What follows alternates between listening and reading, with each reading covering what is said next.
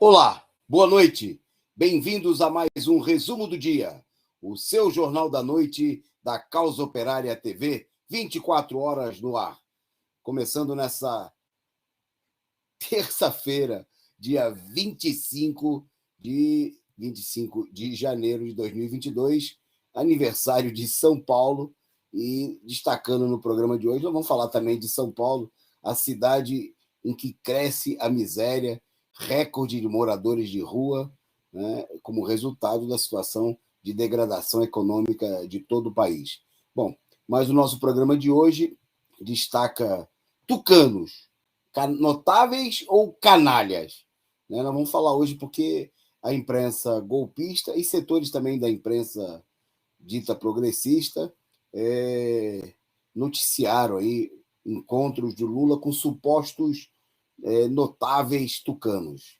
Bom, vamos falar desses notáveis, né? O que eles representam de fato para o país, né? Se eles são notáveis ou canalhas.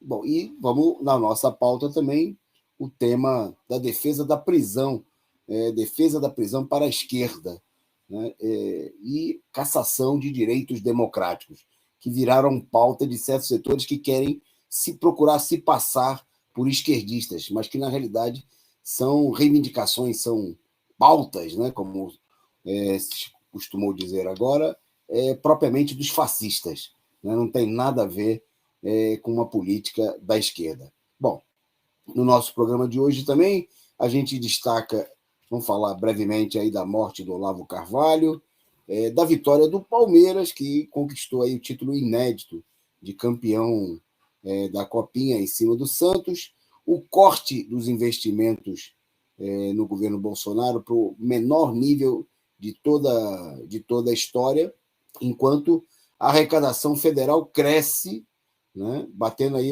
também um recorde histórico. Vamos falar desse... Bom, e no meio dessa situação, ainda no item economia, né, no tema economia aqui no nosso programa, dias piores virão.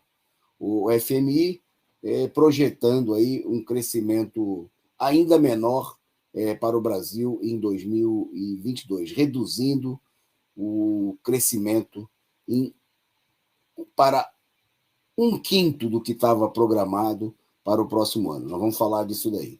Bom, vamos destacar aqui, entre outras, o pessoal comentou aqui já no nosso chat, falou aí da maratona Rui Costa Pimenta, que teve hoje aqui no nosso canal, né? Começando às 13 horas da tarde com análise política da semana, complementando o programa que não conseguiu ser levado ao ar no sábado por conta da privatização, da falta de energia que provocada aí pelas empresas privadas, né?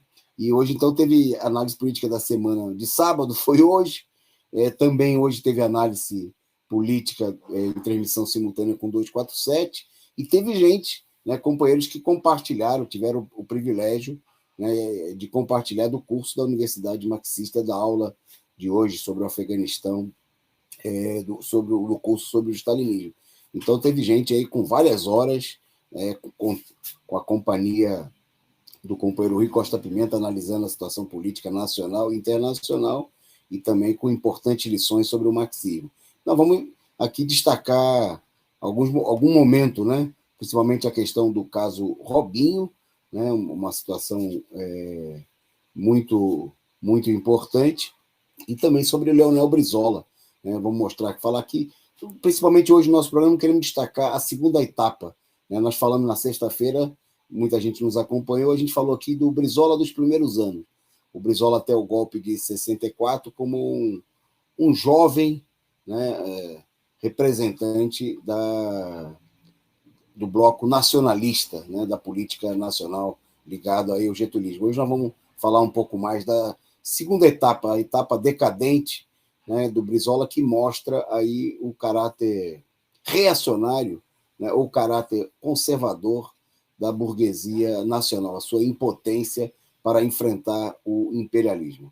Bom, vamos falar da esquerda, então, chave de cadeia e destaque internacional, né, a Ucrânia recebendo toneladas de armas letais do governo dos Estados Unidos, a crise em Honduras, e fique ligado aí você que é professor, você que é trabalhador da educação, que é interessado no tema da luta pelo ensino público, que nós vamos falar também no programa de hoje, né, do Seminário de Educadores em Luta, que acontece no próximo domingo, né, e nós queremos convidar você a participar conosco. Bom, seja bem-vindo todos vocês. Eu começo aqui mandando um salve para o pessoal que já está conosco, acompanhando esse começo de transmissão, e pedindo a vocês que compartilhem, compartilhem e compartilhem, né? Esparramem aí o link da Causa Operária TV, do resumo do dia, em todas as redes, em todos os grupos que vocês estejam presentes aí, no WhatsApp, no Facebook, mande para os amigos, coloque lá na sua página no Telegram, no Twitter, né? Chame e convide o pessoal para assistir conosco esse que é o Jornal da Noite da Causa Operária TV. E eu mando então um abraço forte para vocês, né? Destaco aqui algumas pessoas que já se manifestaram aqui no nosso chat. Convido todo mundo que está nas outras redes aí a vir assistir conosco aqui no site do YouTube, aumentando a nossa audiência, né? Ajudando a gente aí a procurar, a driblar as barreiras, né, que tentam impor aí através do algoritmo. E nós que estamos aí, o canal completou aí 97 mil inscritos, né? E queremos aí a sua, se você está participando aqui conosco, está acompanhando e não está inscrito, toque o sininho logo abaixo da tela, faça a sua inscrição, né, para fazer a gente superar a marca dos 100 mil e valorizar aqui a nossa presença no YouTube e ser mais uma forma de patrocínio aqui da Causa Operária TV. Bom, forma importante de patrocínio, vocês sabem que é a sua inscrição, né, como membro do nosso canal. Está logo embaixo aqui da telinha, tem um retângulo azul, seja membro, aperte aí, escolha o seu plano, faça com um monte de gente que está por aqui, né, como sou eu, a Denise M. Prates, o Pão com Ovo, né, que estão por aqui, Revolução Popular do Brasil, que estão com o nominho em verde, né, que são membros do canal e que contribuem regularmente para ajudar a sustentar essa imprensa, esse canal combativo, independente, revolucionário.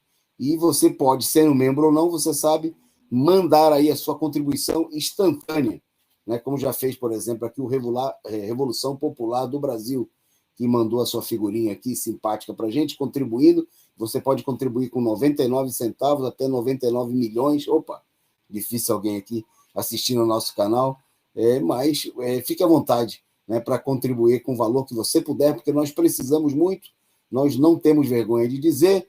Tem gente que acusou a gente de lavar dinheiro aqui, né? Infelizmente, o dinheiro é muito pouco aqui, não dá para lavar, né? Mas nós precisamos da sua contribuição, sim, para manter o nosso canal, né? Para garantir aí o funcionamento desse órgão importantíssimo na luta contra o regime golpista, em defesa das reivindicações dos trabalhadores, que é a Causa Operária TV. Então, um salve forte aí, além desse que eu já citei, para o Igor, né, o Matheus Prado, que chegou por aqui também, o Vinícius, que disse que está tomando uma gelada e está, ao mesmo tempo, dando um trampo na oficina, né, enquanto nos escuta. Muito obrigado aí, Vinícius, pela sua companhia. O Serguei, muito salve aí para o nosso companheiro também, o Sérgio, também presente por aqui, lá de Curitiba, no Paraná. Um salve também para o Bruno Profeta, ele que chega comentando que já achava esse Boulos um ator de quinta categoria, pela forma como ele fala, cheio de trejeitos e tal. Agora, depois da denúncia do PCO, eu tenho certeza de que ele é um péssimo ator, diz o Profeta. Bom, um salve também para o nosso companheiro LC29, né, que participando por aqui, o José Cláudio, mandando aí o seu salve com Fora Bolsonaro e Lula presidente, a companheira Clenilza reforçando aí, notáveis canalhas. E o Carlos Santos, 99 milhões, está difícil, diz ele. Tudo bem, pode ser R$99, 99 centavos, 990, fique à vontade. O importante é a contribuição de todos vocês, como do companheiro Carlos Santos, que é membro do nosso canal, né, e contribui mensalmente aqui para sustentar essa imprensa independente e revolucionária. Bom, Bom, vamos em frente aqui, o pessoal fazendo piada aqui, a gente no chat, o chat animado do pessoal participando. Mas vamos para a nossa pauta. A gente começa destacando, né, um tema que foi destaque hoje na imprensa em geral ao longo do dia, que foi a morte, né, de Olavo Carvalho. Né? Olavo Carvalho, que foi impulsionado, né, pela imprensa capitalista durante o golpe de 2016, né, desde aquela época, e depois na campanha eleitoral de Bolsonaro, como uma pessoa, um intelectual, né, e até mesmo um suposto filósofo, que ele não era. Né? Bom, ficou conhecido como o guru de Bolsonaro e faleceu hoje, aos 74 anos. Ele que não era filósofo, né, morreu, que se dizia filósofo e não era filósofo, morreu, né, hoje tinha muitos memes falando disso aí, de uma doença que ele dizia que não existia, a Covid, né, que ele e outros direitistas disseram que era uma invenção, né, que não existia, e o Bolsonaro, de maneira mais chula, né, no seu linguajar, dizia que era só uma gripezinha. Pois bem, o Olavo de Carvalho morreu, morreu hoje de Covid, né, com 74 anos.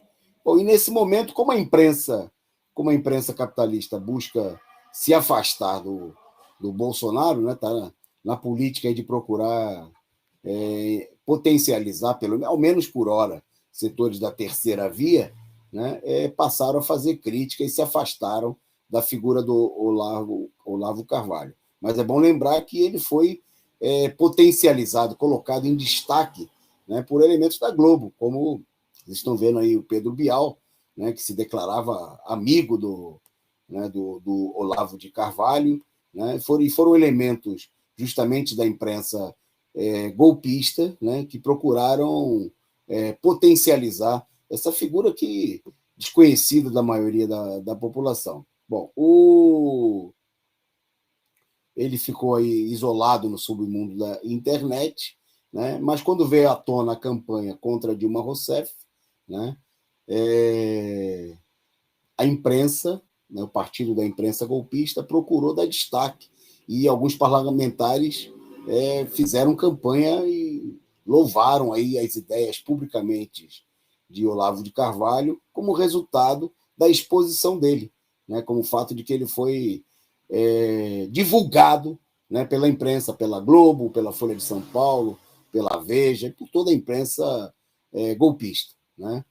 E, bom, quando ele, obviamente, na medida em que o bolsonarismo, depois de cumprir o papel importante que foi derrotar a esquerda, né, parte do golpe da fraude eleitoral de 2018, onde a burguesia, sem nenhum apoio popular, né, nenhum apoio aos principais partidos da direita e aos seus candidatos, se unificou em torno da candidatura do Bolsonaro, né, para evitar a vitória da esquerda.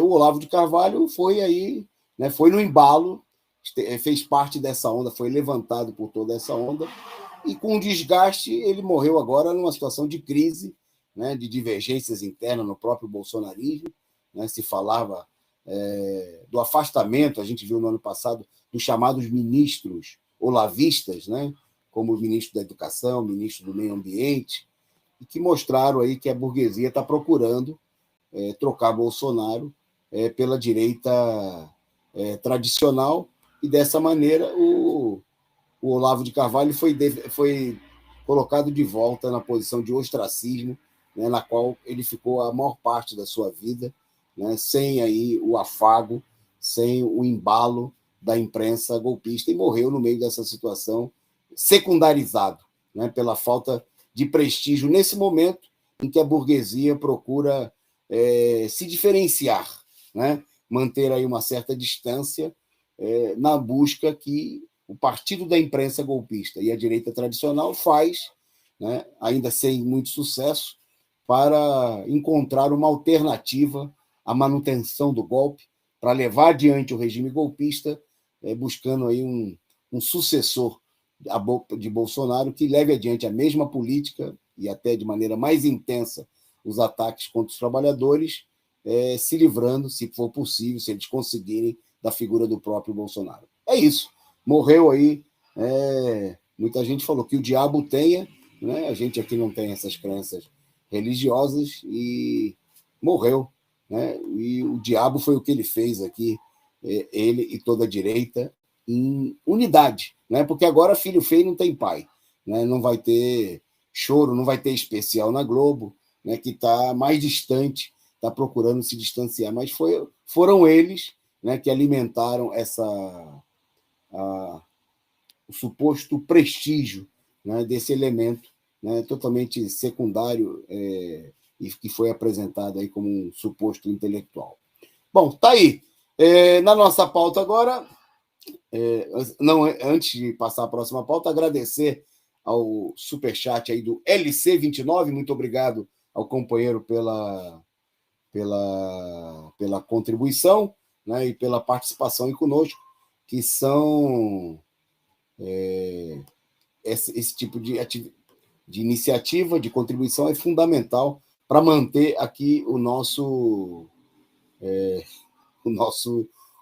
trabalho, né, levar adiante aqui esse órgão fundamental que é a Causa Operária TV. Bom, na nossa pauta agora, rapidamente, a vitória do Palmeiras, que atropelou o Santos, né, e venceu aí por 4-0 o time do Pelé, né, os santistas, inclusive, que fizeram homenagem hoje no jogo ao Rei, e venceu a decisão do torneio, levantando pela primeira vez o título da competição, da Copinha, né, o principal torneio da gurizada, dos jovens que estão ingressando aí no futebol brasileiro. Foi a maior goleada da história das decisões da Copinha, né? O Palmeiras igualou em 91 a Portuguesa, goleou o Grêmio pelo mesmo placar, né? Foi a terceira vez que o time chegou às finais do torneio, né? E aí a produção, que tem palmeirense aí, a produção já começou aí a fazer a comemoração, vocês viram aí, né? Colocou aí o companheiro Edson, que era, né, palmeirense, convicto aqui, que estaria hoje me acompanhando, está em outra atividade, mas aí tem gente filtrada, não tem jeito, né? A produção é boa, mas não é perfeita. Deve ser algum gente aí que se infiltrou na produção e fazendo campanha para o Palmeiras. Mas está bem. Merecido, mostrando, inclusive, o seguinte, que essa conversa de que determinados times brasileiros, como o Palmeiras, né, obtém êxito em determinadas competições por causa de técnico estrangeiro, é conversa para boi dormir, né?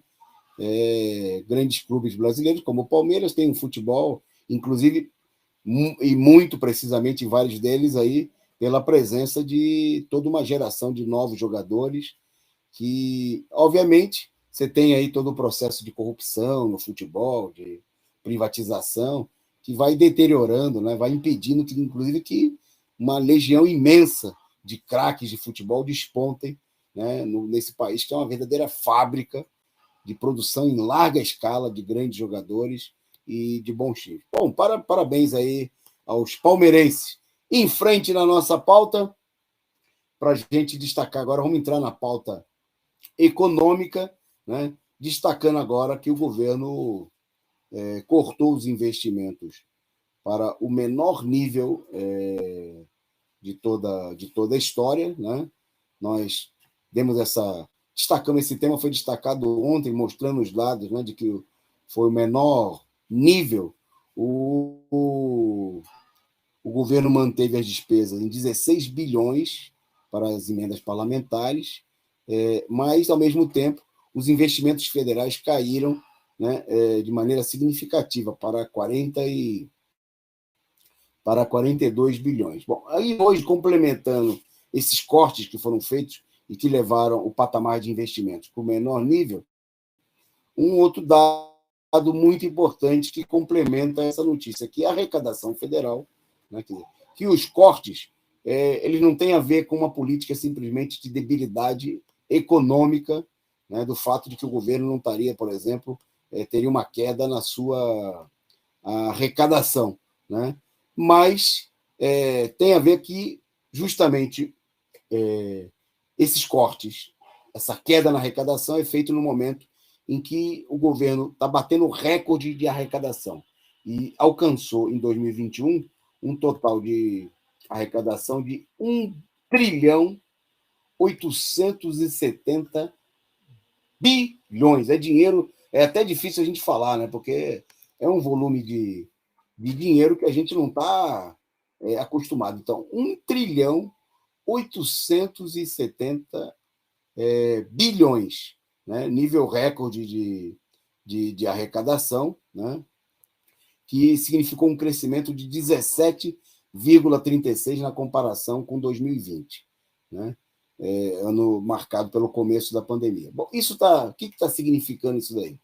Que o leão está, né, mordendo adoidado. Um dos motivos, né, desse aumento na arrecadação tem a ver com o fato de que o governo não vem reajustando a tabela de descontos do imposto de renda, e assim, aquele pouquinho que os salários sobem, que foi muito pouco, que ano passado foi abaixo da inflação, vai lá o leão e abocanha uma parcela ainda maior, né? A arrecadação dos impostos vem crescendo de maneira violenta, né? Ou seja, a máquina de arrecadar do Estado, né, não só do governo federal, mas também a gente vê isso nos estados acontecendo, é um dos poucos setores públicos que a gente pode dizer que funciona, né, e funciona relativamente bem, né, principalmente em relação aos trabalhadores, né, porque a sonegação entre os bancos, entre as grandes empresas, corre solto, né, e não há nenhum tipo de fiscalização efetiva, e o que a gente vê são seguidos perdões de dívidas dos grandes capitalistas, das grandes empresas, dos grandes monopólios. Mas no que se trata de arrecadar dos trabalhadores, né, da classe média, da população trabalhadora assalariada, bom, aí a máquina de arrecadação está tendo seguidos recordes. Bom, e a gente sabe que todo esse dinheiro, né, não vai parar no atendimento, não é usado para o atendimento da população trabalhadora, das suas necessidades, mas, né, mais de 50% só do orçamento federal, por exemplo, né, foram para o pagamento de juros e serviço da dívida fraudulenta com os bancos. É aquele esquema que a gente sabe que 70% das famílias trabalhadoras sofrem na pele, que é assim: você faz dívidas, tem dívida com os bancos, né? E finalmente o que acontece? Você paga, e a dívida fica cada vez maior, né? Porque o governo vive principalmente de pagar juros e taxas e mais taxas, como acontece com a população trabalhadora. É a política sanguessuga, né, dos bancos, é a política do próprio governo, né, dominado pelos banqueiros, de elevação das taxas de juros, que garantem aos bancos, né, nadarem em rios de dinheiro, né, sem que haja nenhum investimento produtivo, né, nada de interesse da população. Então, o governo batendo recorde de arrecadação, né, enquanto corta mais verbas dos investimentos públicos, corta na saúde, corta na educação, corta em tudo, né? Aumento zero para a imensa maioria dos servidores públicos, né? E a tentativa aí do governo de garantir aumento apenas para uma parcela minoritária, só para aquela base dos bolsonaristas, aí, como os policiais federais. Bom, e no meio disso tudo, uma previsão de que dias piores virão. Exatamente isso. O Fundo Monetário Internacional, né, cortou a projeção de crescimento do PIB do Brasil de 1,5% para 0,3% em 2022.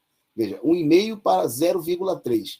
Ou seja, reduziu para um quinto do que estava previsto, né? Para 20% do que estava previsto. E é uma estimativa que muita gente já acha que ela é otimista, né? E a situação está mostrando aí as enormes dificuldades na chamada retomada. Vocês lembram que o ministro da Fazenda, o tchutchuca dos banqueiros, o ministro da Economia, o Paulo Guedes, dizia que a economia tinha caído e ia retomar em V, né? Isso nem de longe vem acontecendo, e as perspectivas sombrias, né, que estão colocadas aí pela frente estão mostrando, né, como essa projeção feita pelo Fundo Monetário Internacional, né, de que as perspectivas vem coisa pior por aí.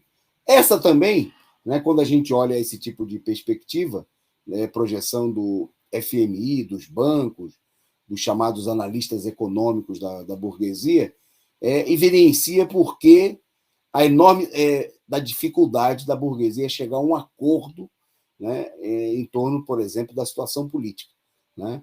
É a crise econômica, é a perspectiva ultra negativa da situação econômica, não só no Brasil, como em escala internacional, que alimenta o agravamento da crise e a divisão interna. A burguesia, obviamente, quanto maior a perspectiva de crise, maior a tendência, a sua divisão, a luta, a verdadeira guerra estabelecida para ver quem toma conta do botim, né? Quem é que vai comandar a tentativa de esfolar ainda mais a população, né, para salvar os interesses dos grandes capitalistas. Então, na perspectiva política, a gente vê no Brasil a divisão dos vários setores da burguesia, a gente vê em nível internacional também a perspectiva de crise alimentando aí a crise internacional, as disputas dos mercados aí pelo imperialismo, ameaças de guerra, né, a tentativa de enfrentamento do imperialismo norte-americano e dos seus aliados com a China, com a Rússia, e essa perspectiva econômica de agravamento da crise impulsiona, né, junto com a política econômica de dependência do imperialismo adotada pelo regime golpista, né, essas previsões nada otimistas, né, e, ao mesmo tempo, elas estão contidas, a tentativa de provavelmente não colocar a situação exatamente porque o mais provável é que o país mergulhe aí o caminho para uma recessão,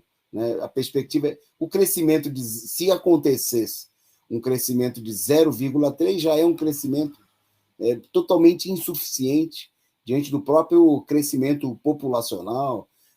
É bom lembrar o seguinte, que é uma taxa de perspectiva de 0,3 em uma economia que já está em frangalhos, né, pela crise imposta pelos anos de golpe, né, agravada pela situação de pandemia, quer dizer, nem de longe, né, isso aí representa nada nem parecido com qualquer coisa como, já não só, digamos, retomada, mas nem mesmo uma situação de estabilidade. É uma situação de retrocesso, né? Retrocesso e que aponta no sentido do agravamento da crise. Bom, no meio disso tudo, queria destacar agora uma notícia publicada sobre a questão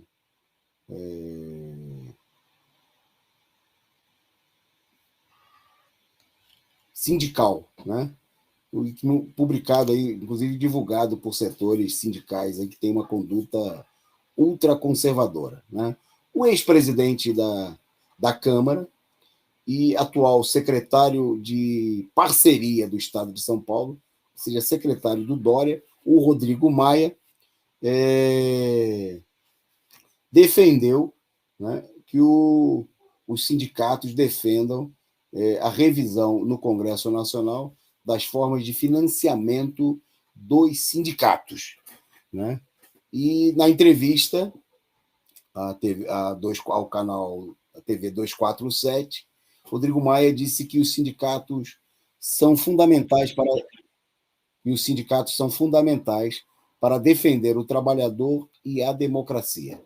Aqui é preciso a declaração do Rodrigo Maia está em perfeita sintonia, né? Mostra aí uma uma sintonia fina com declarações feitas dias atrás pelo presidente do Solidariedade, o Paulinho da Força, né, que presidiu aí a Força Sindical, né? Ele é que aparece aí ao lado do Aécio Neves e do ex-presidente da Câmara, o Eduardo Cunha, que criticou as declarações do Lula dizendo ser necessária a revisão da reforma trabalhista, que rasgou a CLT, né, que jogou na lata do lixo décadas de luta pelos direitos trabalhistas, né, do conjunto da classe trabalhadora, mas o Paulinho da Força, que não quer saber, né, defensor com unhas e dentes dos interesses dos grandes capitalistas da Fiesp, né, que ajudaram ele a fundar aí a Força Sindical, defendeu justamente o que o Rodrigo Maia aparece defendendo nessa entrevista: uma revisão das formas de financiamento dos sindicatos. É o Paulinho da Força quer mais dinheiro para os sindicatos, né? Isso porque os sindicatos no Brasil, que tem mais de 15 mil sindicatos, né, e particularmente os sindicatos da Força Sindical e das chamadas centrais, né, das organizações pelegas, enfrentam nesse momento uma crise que, em muitos casos, tem características terminais. A própria Força Sindical, que até bem pouco tempo era presidida pelo Paulinho da Força, colocou à venda o prédio sede da entidade, o chamado Palácio do Trabalhador, né? Tamanha dificuldade, porque a dependência total dessas entidades, de muitos sindicatos, dos recursos oriundos do Estado, né? Da contribuição do fundo do chamado imposto sindical, da contribuição sindical, repassada, né? Recolhida pelos patrões aos cofres públicos, descontada do trabalhador e repassada compulsoriamente aos sindicatos e outras entidades sindicais. Bom, obviamente que a direita não fez isso daí visando atingir os seus amigos, como Paulinho da Força e tantos outros pelegos, né? Visava atingir os sindicatos de conjunto, coisa que no que vem tendo um certo êxito, né? Mas obviamente que a única preocupação, veja só, no momento que você tem a destruição, né, do conjunto das condições de trabalho, a única preocupação do pelego que é com o cofre do sindicato, né? E não é, obviamente, para ter recursos para organizar nenhuma luta, né? Para defender os interesses da própria burocracia sindical, que se encontra, né, numa violenta crise, né, justamente diante da redução dos seus recursos. O trabalhador que se dane. Bom, nesse sentido, a declaração do Rodrigo Maia, né, não é mais do que a defesa do fortalecimento desses sindicatos, né, que não mobilizam os trabalhadores, né, e para ele o sindicato fundamental é justamente esse sindicato que pode defender os interesses dos grupos patronais, né, dos sindicatos que podem se juntar ao Dória, que podem se juntar ao PSDB, como costumeiramente ao longo da história fizeram aí a Força Sindical, a UGT, né, outra chamada central sindical, que é presidida por um político, né, por um pelego tem na vice-presidência, não na presidência, um elemento de direita, né, super ligado à Fiesp e ao presidente do PSD, que é o Kassab, o presidente da UGT, que é o Patá, né? E ele que é também dirigente do PSD. Quer dizer, são elementos golpistas que apoiaram o golpe de Estado, apoiaram as reformas, e é esse tipo de sindicalismo que o Rodrigo Maia, né, e setores da direita gostam tanto, né, tem tanto apreço. Bom, aproveitar aqui, antes de passar a próxima notícia, mandar um abraço aí para o nosso companheiro Nilson Rodrigues Júnior, que mandou aqui o seu superchat com uma mensagem. Hoje vi o Mauro Lopes criticar gente que diz que Boulos trabalha para a CIA. Foi uma indireta. Fico puto com essa esquerda pompom. É o que ele disse aqui. Daqui a pouquinho nós vamos falar dessa esquerda pompom, né, que vem assumindo cada vez mais posições de defesa de interesses da direita. Bom, um caso justamente sobre isso é o caso Robinho, né? Essa semana, né, foi anunciado aí a condenação do Robinho por um tribunal na Itália, né, num processo que já corria há vários anos, né?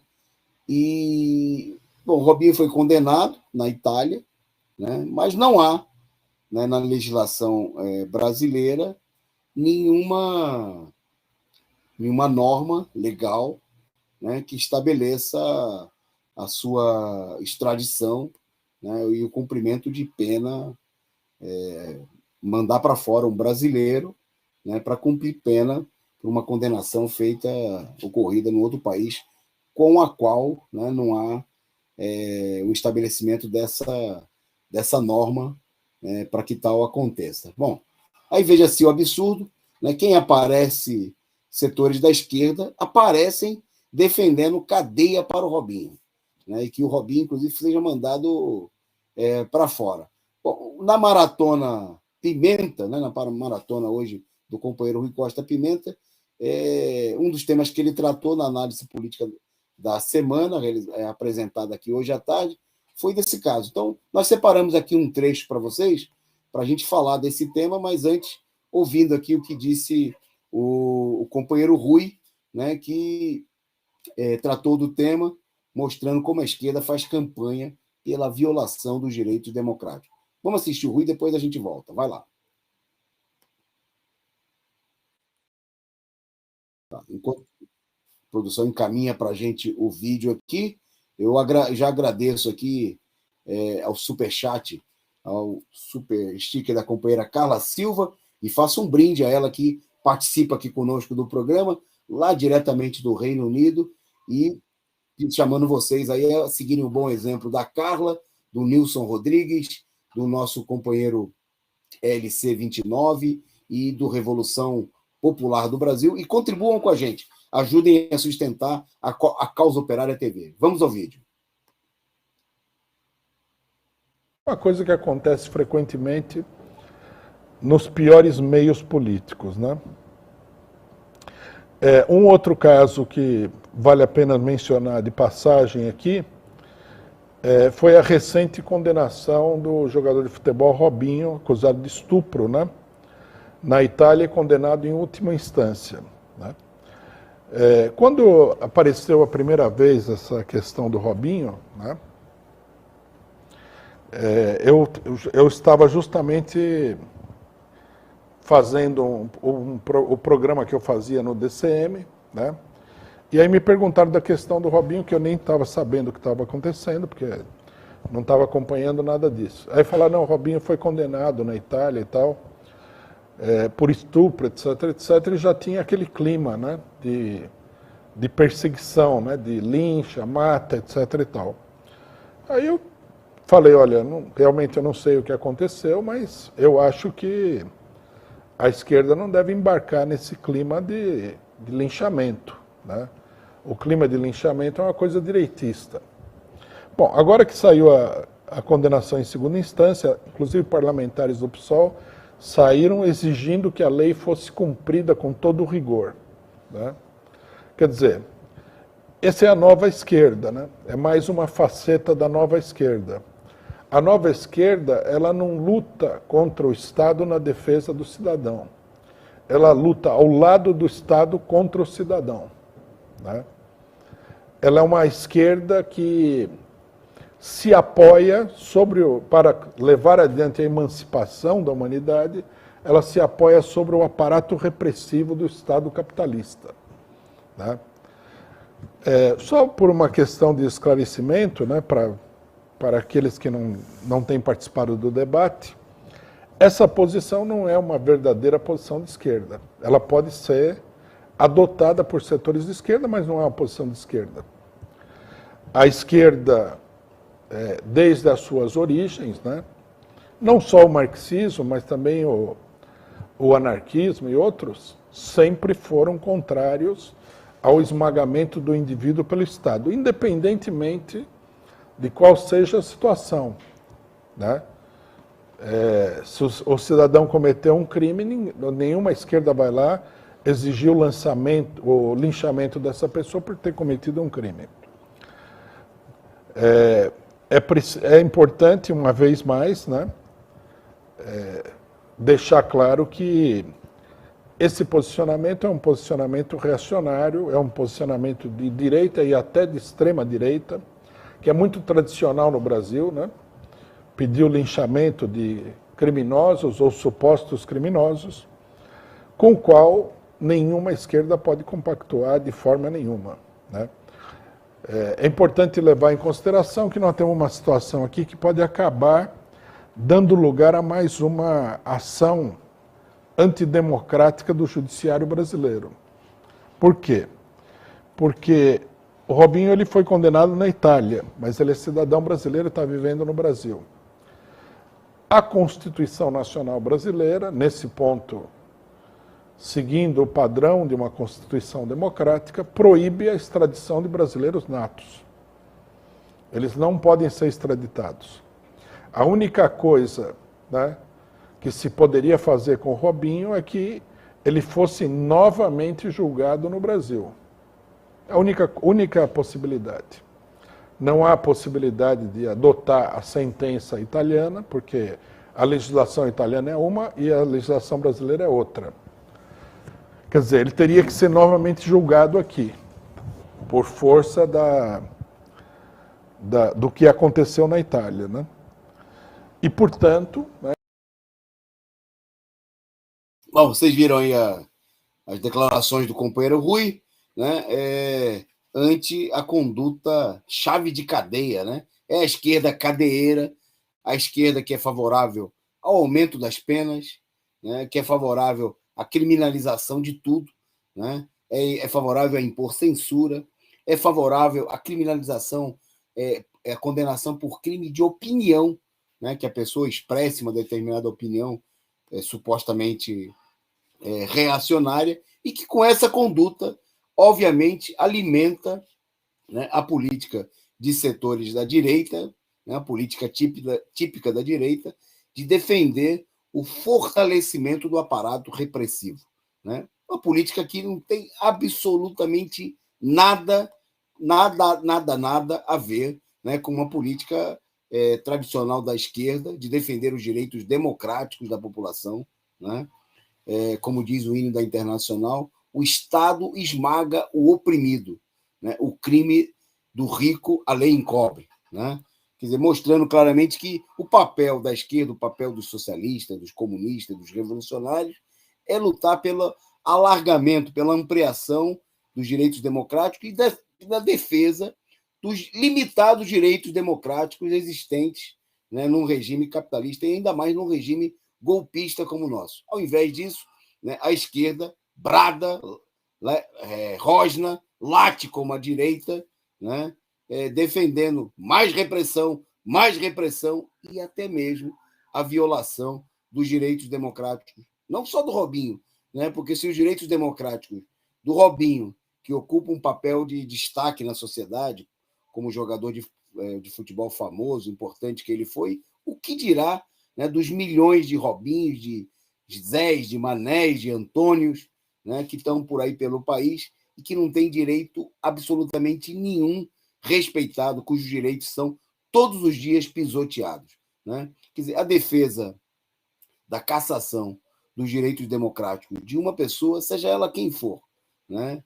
Um suposto criminoso, um direitista, é a violação dos direitos democráticos de todo mundo e é o caminho para o fortalecimento, né, da repressão, da direita, né, do regime de opressão e de cassação dos direitos por parte do Estado repressor, né, que é o Estado capitalista e do atual regime golpista. Bom, nós vamos voltar ainda, tem mais sobre a esquerda, né, mas antes, deixa eu destacar aqui na brecha, para a gente dar uma respirada nesse tema da esquerda, a esquerda chave de cadeia, né?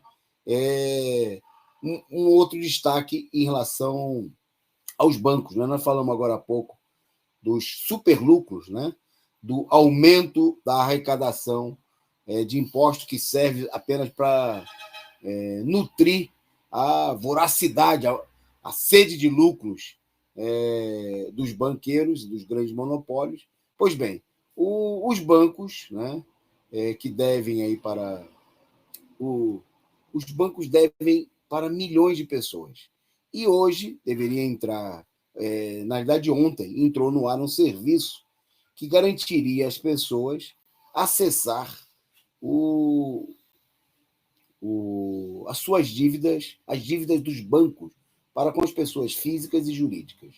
Bom, hoje o Banco Central, alegando instabilidade, tirou do ar o sistema, né, para a consulta dos valores devidos pelos bancos. Né?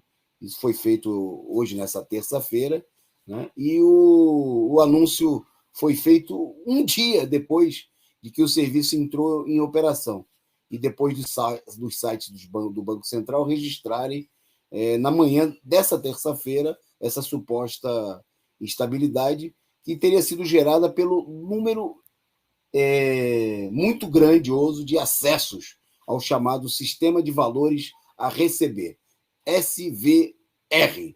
Né? Bom, e o motivo, quer dizer, que tenha ocorrido aí uma grande procura, um grande acesso, é até, digamos assim, justificável, porque os bancos estão devendo para muita gente. Né? Mas o que o Banco Central alegou foi que o sistema, a estabilidade foi gerado pelo fato de que 79 mil pessoas teriam conseguido acessar o que estava registrado lá no sistema. Né?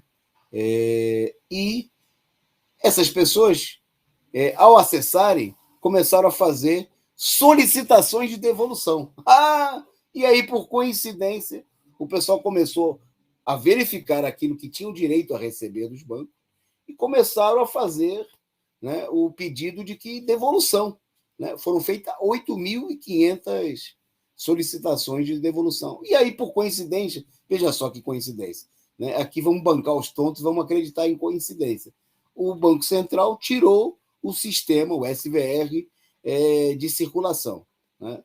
Bom, só esses 8.500 pedidos de devolução, eles somavam aí 900 mil reais, que têm que ser devolvidos pelos bancos em até 12 dias úteis, né, por meio de PIX.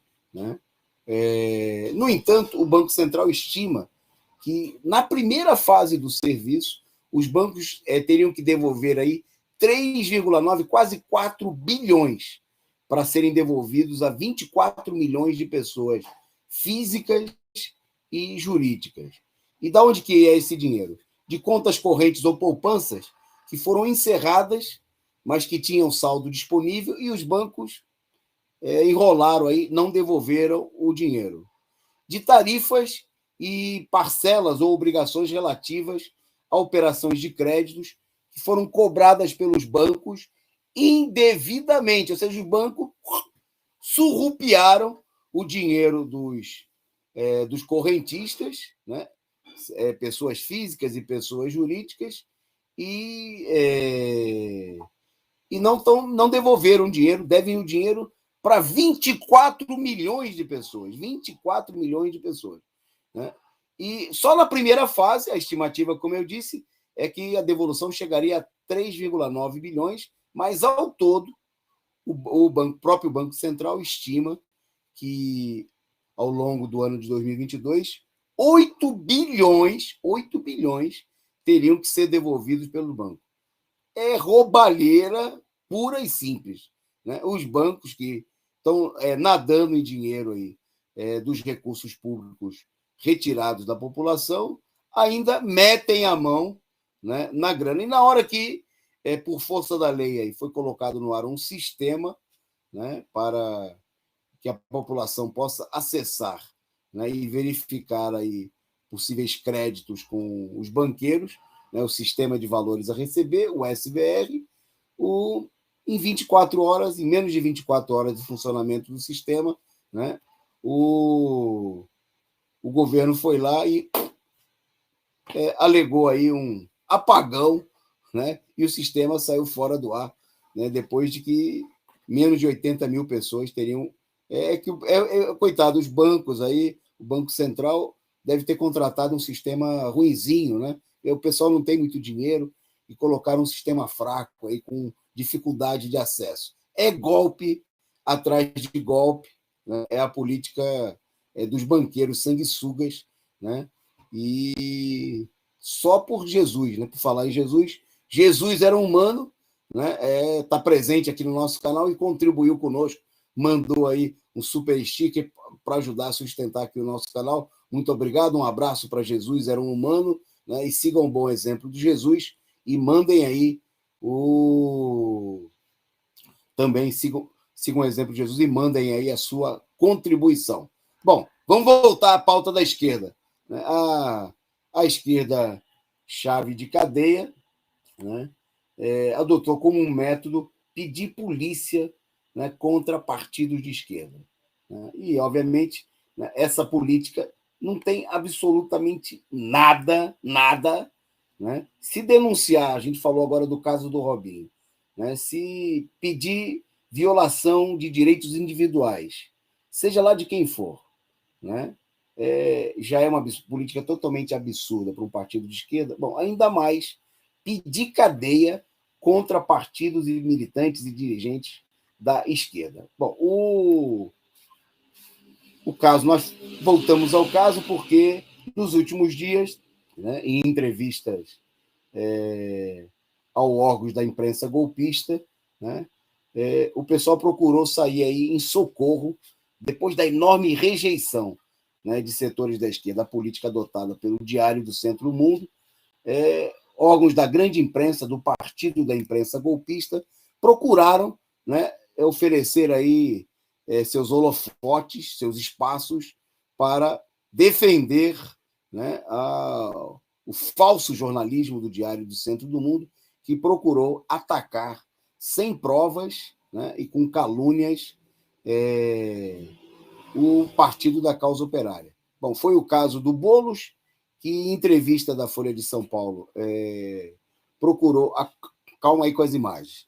Procurou acusar o PCO, né, dizendo que o PCO é um partido nanico, um partido insignificante, para se desviar das críticas feitas pelo partido ao fato de que Boulos e outros setores da esquerda vêm recebendo financiamento de entidades ligadas a grupos, né, que recebem dotações orçamentárias, né, de entidades vinculadas à CIA, ao imperialismo norte-americano. Bom, e tudo isso aí acontece, o desespero da direita em dar apoio, sustentação a esses verdadeiros criminosos, né, é pelo fato de que está pegando mal, a condenação ficou ampla. Bom, a imagem que vocês viram aí, vamos pedir à produção para voltar aí, porque o que está acontecendo é isso aí, ó, é a repetição do que a gente viu no ano passado, né? Queríamos lembrar o seguinte: essas imagens aí eram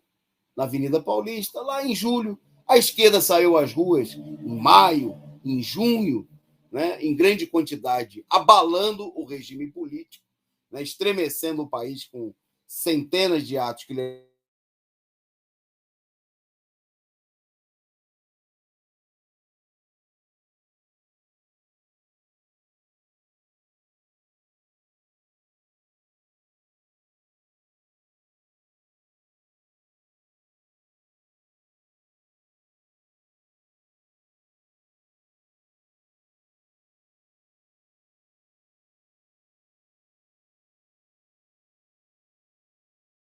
em todo o país, a direita procurou se infiltrar nas manifestações, né?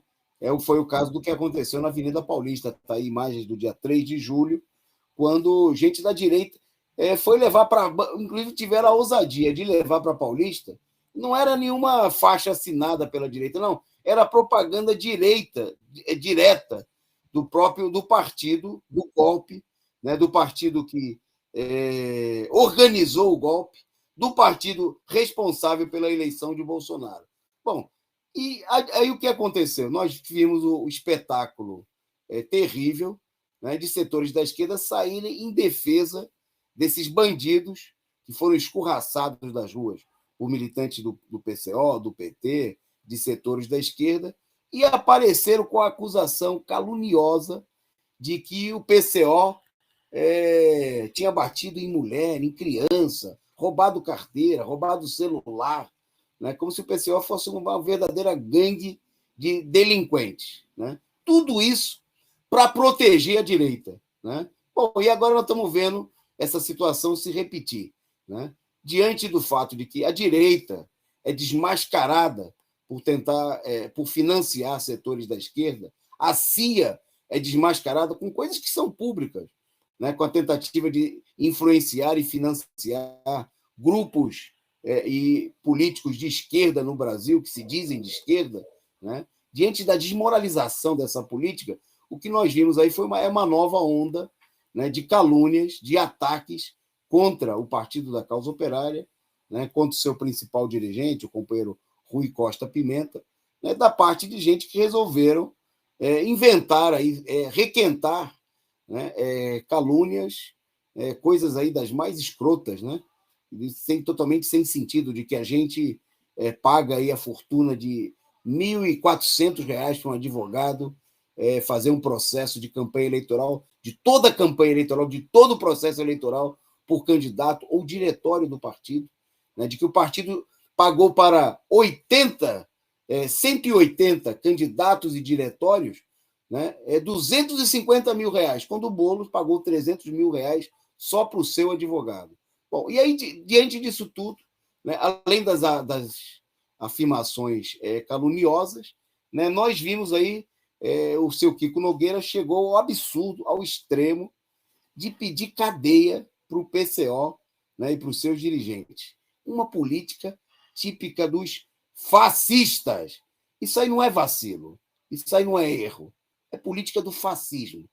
Quem pede, né, prisão da direita, foi assim que aconteceu no Brasil com a tentativa efetivada da armação criminosa, né, contra o ex-presidente Luiz Inácio Lula da Silva, contra outros dirigentes do PT, Zé Dirceu, Delúbio Soares, Genuíno, né, companheiros que foram parar aí atrás das grades, né, por conta da política fascista, né, não só de gente como Sérgio Moro, né, mas de toda uma enorme quadrilha que tomou conta do judiciário, dos partidos de direita, da imprensa golpista, né, e setores da esquerda, é bom lembrar, que fizeram a esquerda lavajatista, que fizeram um coro com essa política e defenderam a prisão. Política de direita, né, nada tem a ver com a direita, com as posições tradicionais da esquerda, e é preciso denunciar claramente essa situação,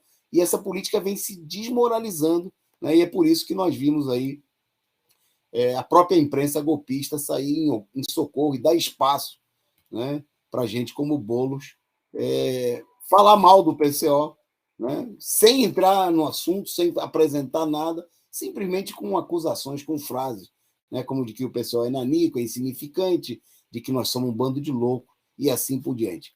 Coisa típica da direita.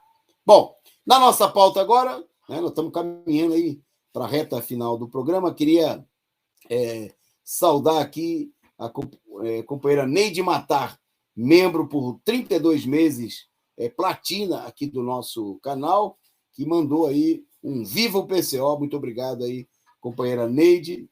Muito obrigado aí pela sua presença constante aqui como membro do nosso canal. Um forte abraço e continue participando. Um salve aí também para Nilza Ramos, né, nossa companheira lá do Paraná, né, mandou aí saudações petistas e lulistas. Para você também aí as nossas saudações. A Maria Aquino, membro do nosso canal, comentando aqui que homicídio digital praticado pelo DCM contra o Coronel Siqueira. Ela lembrando aqui que o DCM se transformou aí useiro e viseiro, né, em levantar calúnias, falsas acusações, inclusive o falso homicídio do Coronel Siqueira. O Rodrigo Pedro, também membro do nosso canal, né, dizendo: Kiko Chaves detesta ser contrariado. Já falou mal até de outros canais de esquerda. É um sujeitinho invejoso, diz o Rodrigo Pedro. Isso, um salve aí, você aí que tá, venha para cá, participe aí do chat, né, comentando aqui junto com o nosso pessoal. Um abraço aqui para o Fernandes da Silva, nosso companheiro aqui, membro do canal, mandando aqui o superchat. Kiko Moro revelou, sem querer, que Lava Jato, que lava seus superchats.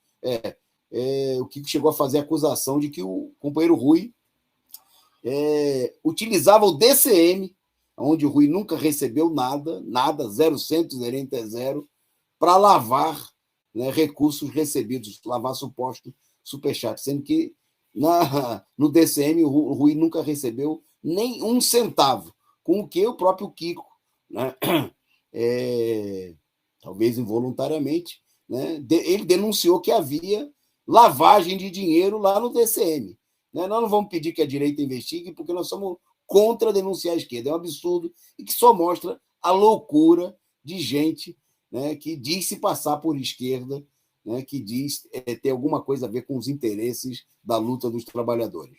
Bom, mas vamos seguindo na pauta, então. Na nossa pauta agora, um destaque também do dia de hoje.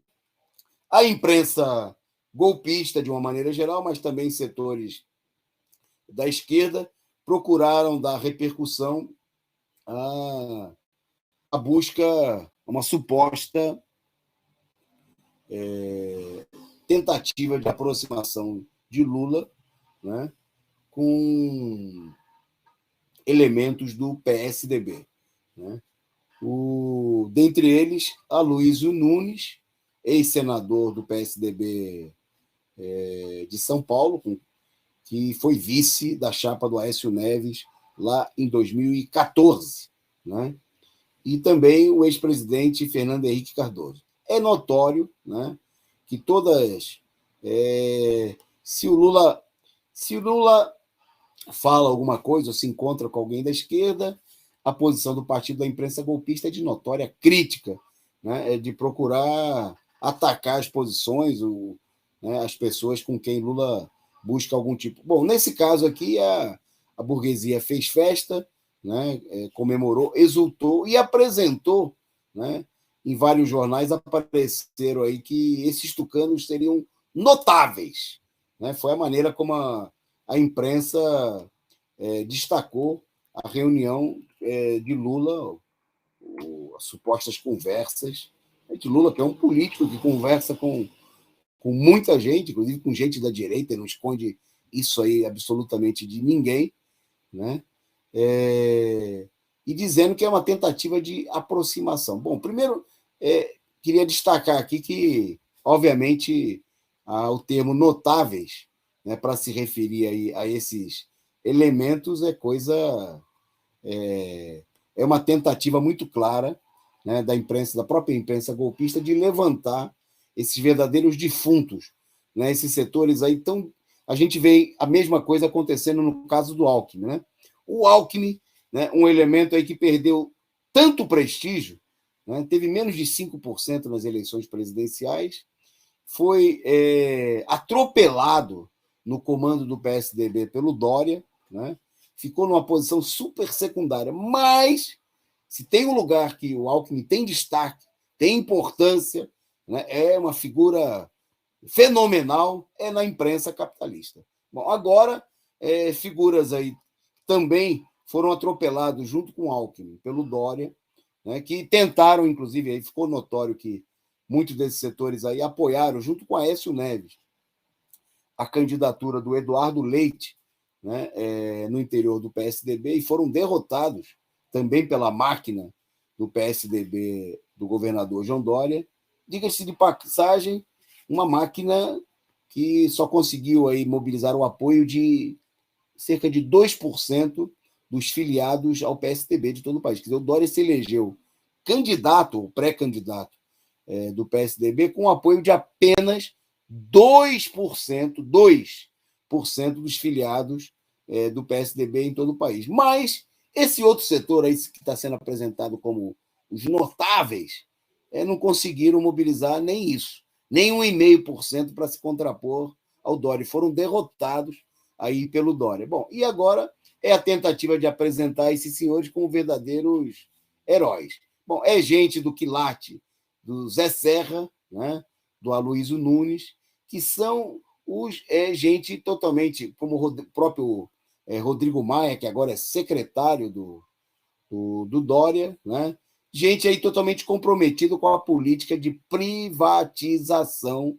do petróleo nacional, da entrega, né, da Petrobras, né, gente que defendeu aí, junto com o DEM, a política, né, de privatização total da Petrobras, que levaram adiante, como foi o caso do governo Fernando Henrique Cardoso, uma política intensa, de larga escala, de privatização de tudo, né? Entregaram a Vale do Rio Doce, né? Venderam aí adoidado as ações da Petrobras, dos campos petrolíferos, que iriam transformar a Petrobras em Petrobrax, né? Até mudar o nome da empresa para torná-la mais aceitável aí no mercado internacional, mas mesmo sem mudar o nome, fizeram isso daí. É gente que organizou aí a tentativa de infiltração nos atos da direita, quer dizer, são uns verdadeiros. Aqui eu queria chamar a atenção, porque na semana passada, né, o Lula acertadamente se referiu ao Moro, chamando-o pelo nome que ele merece, canalha, né, por um adjetivo totalmente justificado, né, por um juiz suspeito que armou toda a operação, que comandou a operação criminosa da Lava Jato.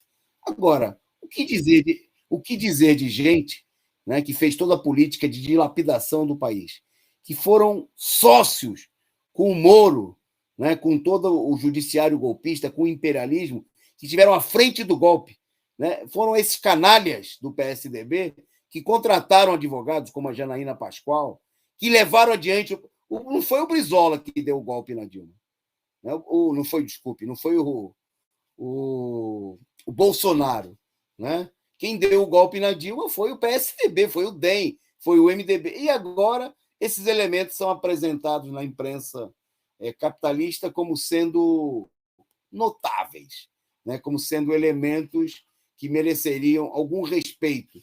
Seria o PSDB do bem, como se esse PSDB existisse, né? Como se existisse um PSDB limpinho e cheiroso, como diz a Catanhede, né? A tucana Catanhede da Rede Globo. Obviamente que nós estamos aqui diante de uma política de tentar levantar, né? Tirar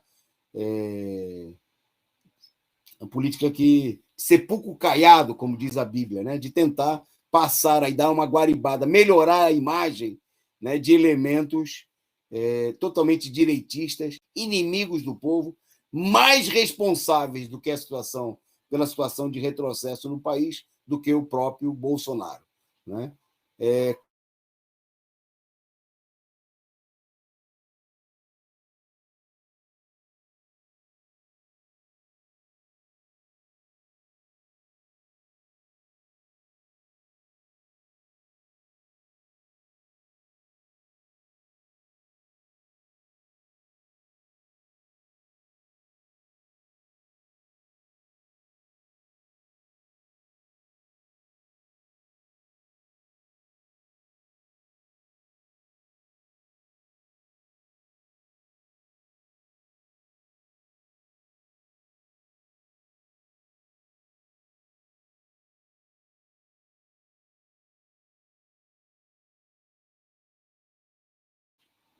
Bom, desculpa aí pela falha, problemas na conexão da internet aí, do serviço privatizado, picaretagem aí aqui, mas estamos de volta. Então, a gente falava que esses elementos, né, da direita que procuram ser apresentados aí agora, resgatados do fundo do poço, da lama, né, são os principais responsáveis pela situação de caos e retrocesso no país, não só o Bolsonaro, né, eles, tanto ou mais do que o Bolsonaro, né, são os pais de toda essa situação de crise que estão levando o país, né, que está chegando aí, se aproximando da marca de 630 mil mortos, né, o país que teve hoje quase 500 mortos na Covid, 183 mil novos casos.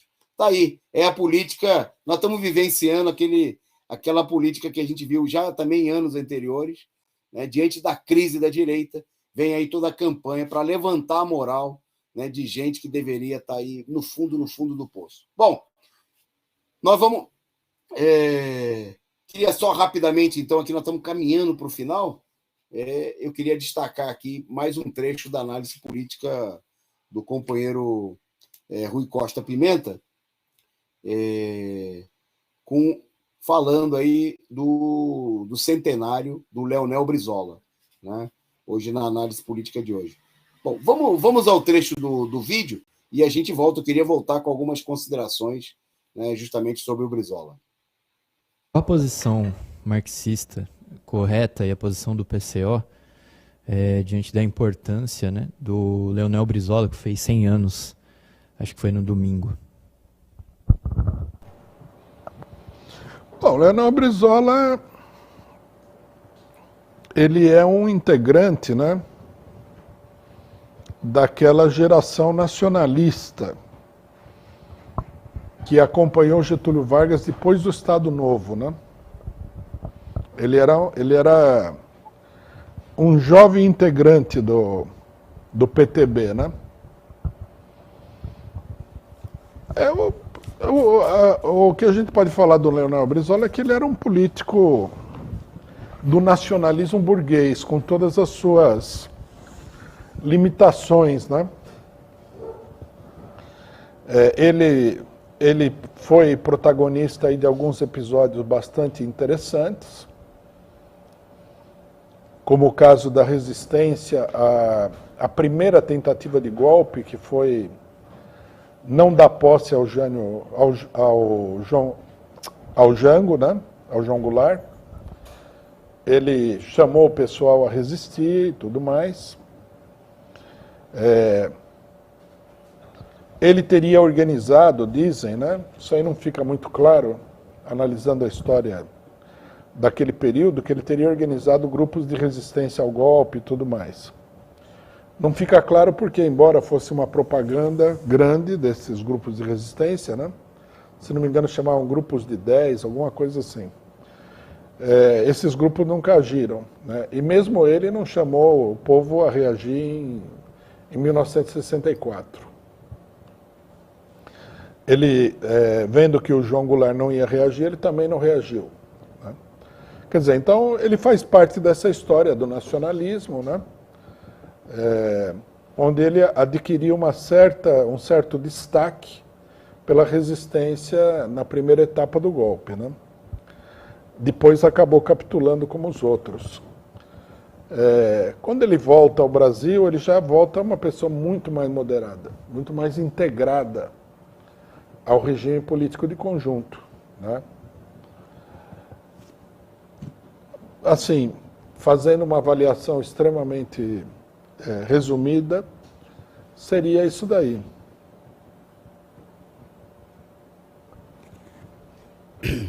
Ok. Bom, queria brevemente destacar, porque já pelo adiantado da hora, a gente pode voltar ao tema do Brizola, né, em outro programa, dar sequência aqui para uma terceira parte, mas destacar justamente esse papel, né, o Brizola que, quando jovem liderança nacionalista, vinculado aí ao getulismo, ao Jango, né, de quem tornou-se, ingressou na família, cumpriu um papel limitadamente, como foi destacado aí pelo Rui, de resistência à opressão imperialista. A volta a partir de 79, né, quando o Brizola retorna ao país com a anistia, né, nós vamos ter o Brizola aí como uma liderança conservadora da esquerda, muito ao contrário do que muita gente procura pintar, né? Eu, particularmente, posso falar disso. Eu iniciei minha militância política nesse momento. Eu começava a militar muito jovem, né, na década de 80, e o Brizola, no Rio de Janeiro, representou justamente a tentativa de conter, né, as tendências a uma radicalização à esquerda, né? Se no primeiro momento ele volta com anistia e vai ser um elemento de oposição ao regime, ele é derrotado aí na disputa pelo partido, pela posse do PTB, né,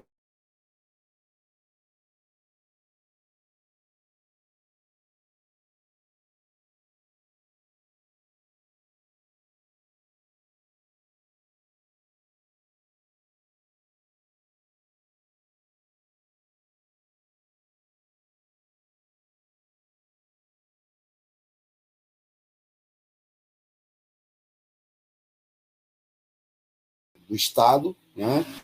Mas, obviamente, que na medida em que avança como um representante dessa oposição ao regime político, Brizola se torna cada vez mais um elemento integrado a esse regime. Está ele aí na imagem aparecendo primeiro ao lado do Tancredo Neves, né, na campanha das diretas. É bom lembrar, em 83 eu estava no Rio, e quando a mobilização das diretas ainda não estava sob o controle da direita, Brizola, por exemplo, chegou a sabotar a mobilização das diretas.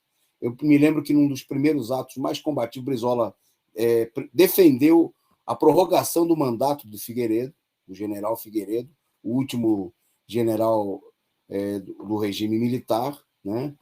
E quando setores do PT, da CUT, dos sindicatos chamaram a sair às ruas, ainda sem o controle que vai acontecer depois sobre o movimento das diretas por parte da direita, Brizola falta ao ato, alega que estava com cálculo renal, né? E dezenas de milhares de pessoas cantavam na rua: cálculo renal ajuda general, né? Greve geral derruba general, né? Brizola tornou-se um setor dos elementos conservadores da direita, como Tancredo Neves, que procuraram tomar a frente do movimento da campanha das diretas para derrotá-lo, né, no colégio eleitoral, e ele participou dessa fraude da derrota das diretas, né, para eleger um elemento da direita, né, uma dupla de direita, Tancredo, um político conservador, ao lado de Sarney, né, político ex-presidente do partido da ditadura militar, do PDS, né, que acaba, de fato, se tornando o primeiro presidente civil após o regime militar. E o Brizola vai participar, né, de toda essa operação golpista, né, que acaba por favorecer aí, o regime militar primeiro e depois, né, a oposição burguesa primeiro. A gente, no terceiro programa, volta a falar aí da presença de Brizola nas campanhas de Lula, né, e da própria presença dele como um elemento muito conservador, né, no final da vida, que mostra, inclusive, também a falência, né, do nacionalismo burguês, né, como do potencial para liderar uma oposição ao imperialismo. É disso que se trata. Né, do getulismo até o Brizola da década de 80, nós temos aí um retrocesso que mostra justamente a falência das lideranças nacionalistas da burguesia no enfrentamento com a burguesia, né? Que um retrocesso, uma política de capitulação e de não enfrentar e de se colocar ao lado desses verdadeiros sanguessugas do povo brasileiro. Bom, nós vamos caminhar para o encerramento. Eu destaco só duas rapidinhas, né? A Ucrânia recebendo aí 90 toneladas de armas letais, né? A crise se agravando aí sem parar naquela região, né, com as ameaças, não só ameaças, mas também com a mobilização de tropas e envio de armas por parte do imperialismo norte-americano e dos seus aliados na OTAN, né, para o regime fascista que comanda a Ucrânia e nas suas provocações contra a Rússia, e a Rússia procurando responder, denunciando aí a crise. A gente volta a falar desse tema aqui, com certeza, ao longo da semana, e destacando também a crise em Honduras, né? Mesmo antes de tomar posse, né, a Xiomara Castro, né, que é a esposa do Manuel Zelaya, que foi deposto por um golpe de Estado lá em 2018, está para tomar posse na próxima quinta-feira, mas aí em meio a uma crise provocada, né, por setores direitistas com as quais ela e o seu partido fizeram alianças, né, e ela vem propondo mudanças profundas, mais significativas no país, e esse programa vem enfrentando, já começa aí uma tentativa de uma onda golpista, como a gente viu no Peru, né, onde o próprio presidente rompeu com o partido esquerdista que elegeu, e aqui, no caso de Honduras, a gente vê uma mobilização direitista da parte de setores, né, que, inclusive, estiveram aí na campanha da Xiomara para a eleição. Mas a gente vai voltar a esse tema, e eu termino, né, já com bastante atraso aqui no nosso no nosso horário, e também a gente volta esse tema ao longo da semana, com certeza, convidando vocês que nos assistem, que são professores, né, que são trabalhadores da educação, que são defensores da luta pelo ensino público de qualidade, pelas reivindicações dos trabalhadores da educação, nesse momento ameaçados aí pela política do governo Bolsonaro e da direita de zerar o reajuste, né, do piso salarial dos professores e de todos os salários da educação, que deveria ser de 33%, a participarem, a se inscreverem no Seminário de Educadores em Luta, que acontece no próximo domingo, reunindo companheiros não só de São Paulo, mas de todo o país. Então, a gente volta a falar desse tema nos próximos programas, mas fique ligado aí, se inscreva, né, acesse aí as nossas páginas de Educadores em Luta nas redes sociais, né, e se inscreva já, não perca tempo para participar. As vagas presenciais são limitadas, mas também é possível se inscrever para participar online. Então, se inscreva para participar do seminário de Educadores em Luta, onde nós vamos discutir temas fundamentais relativos à educação, em relação à concepção educacional e à luta pelas reivindicações dos trabalhadores da educação.